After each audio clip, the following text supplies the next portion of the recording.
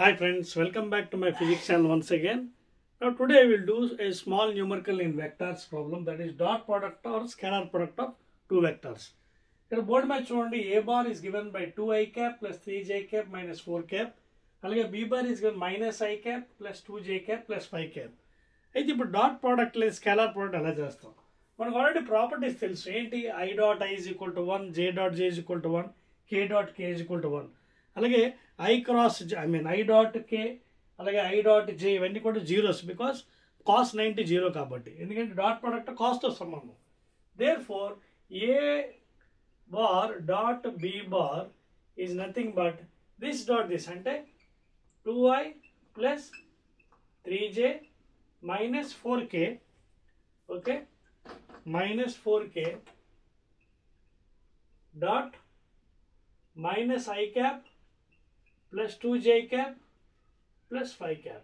So according to our properties, what is I dot I? 1 into minus 1 minus 1 minus 1 into 2 minus 2.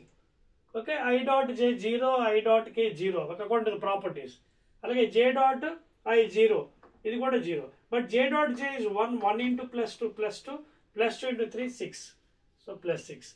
Alage j dot k 0 according to properties.